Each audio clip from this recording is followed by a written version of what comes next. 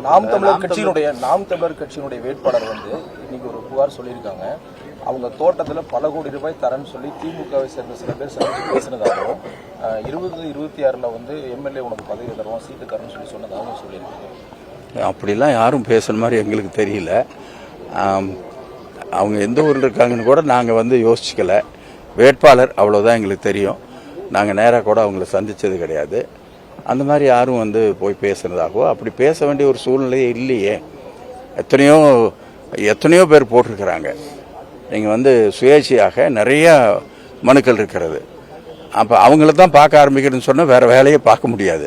இது வந்து அந்த மாதிரி அணுகுமுறை திமுக கிட்ட எந்த காலத்துலையும் இல்லை, இன்றைக்கும் அது மாதிரி வந்து இல்லைங்கிறத நான் தெரிவிச்சுக்கிறேன். அவங்க அப்படி சொன்னது எதை வச்சுட்டு சொன்னாங்கன்னு தெரியல. அது சரியான ஒரு கருத்தாக இருக்காது. நாம் தமிழர் கட்சி வேட்பாளர் வந்து தொடர்ந்து பிரச்சாரம் பண்ணுறதுக்கும் அவங்களோட கட்சியை சேர்ந்தவங்க பிரச்சாரம் பண்ணுறதுக்கும் இடையூறு பண்ணுறாங்க. அதுக்கு காரணம் திமுக தான். காவல்துறை வந்து பொய்யான வழக்குகள் போடுது.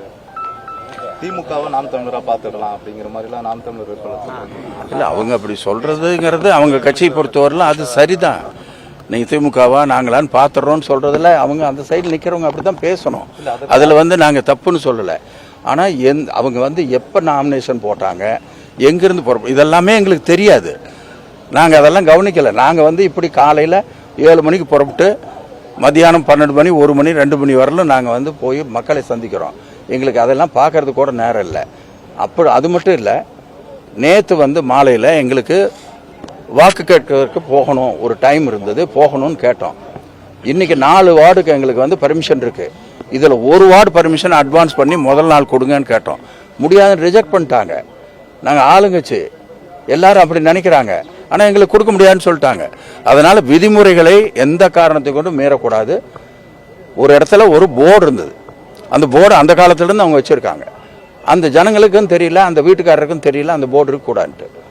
அதுக்கு போய் ஒரு நோட்டீஸ் கொடுத்து ஒரு எஃப்ஐஆரே போட்டிருக்காங்க.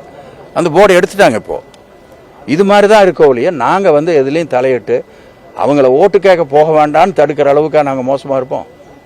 வந்து நல்லா கேட்கணும், நாங்களும் கேட்கணும், பொதுமக்கள் ஒரு முடிவெடுத்து ஓட்டு போடணும். அதே மாதிரி சீமான் வந்து பிரச்சாரம் பண்ணக்கூடாது, வேட்புமனு வந்து நிராகரிக்கும்னு சொல்லி திமுக சார்ந்த உட்பட பெரியார் அமைப்புகள் வந்து புகார் கொடுத்துருக்காங்க. திமுக அந்த மாதிரி வந்து கொடுக்கல. இல்லை, அவர் வந்து அவர் வேற ஏதாச்சும் சூழ்நிலையில் அவர் கொடுத்துருக்கலாம். வேற ஏதோ வந்து ஒரு சமுதாயத்தை பற்றி ஒரு பிரச்சனை வந்ததுங்கிறதுக்காக கொடுத்துருக்கலாம். அது திமுக சார்பாக அல்ல.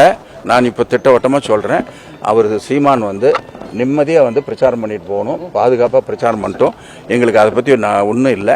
எங்களை எவ்வளோ திட்ட முடியுமோ திட்டிட்டு போகட்டும். அதெல்லாம் ஒன்றுமே நாங்கள் கேட்க மாட்டோம். அவர் வரணுங்கிறது தான் நாங்கள் நினைக்கிறோம். அதனால் ஏதாச்சும் வந்து சில பேர் பாதிக்கப்பட்டிருப்பார்கள், சில கருத்துக்கள் அவர்களை மனதை வேதனைப்படுத்தி இருக்கும். அவர்கள் இந்த நேரத்திலே அந்த மனுக்களை கொடுப்பதை நாங்கள் தடுக்க முடியாது. கூட்டணி என்பது வேறு, அந்த விஷயம் என்பது வேறு. கூட்டணி சார்பாக நாங்கள் எடுக்கிற நடவடிக்கை அத்தனையும் நாங்கள் கலந்து பேசித்தான் நாங்கள் எடுப்போம். எனவே அந்த வகையில் அதை தனித்தனியாக போவதை இதில் சேர்க்க வேண்டாம் என்று கேட்டுக்கொள்கிறேன். எனவே அவர் வருவதில் எங்களுக்கு எந்த விதமான ஆட்சேபனையும் கிடையாது. அவர் வந்து ஒரு தேர்தலுக்காக பிரச்சாரம் செய்வதற்கு முழு உரிமை அவர்களுக்கு இருக்கிறது.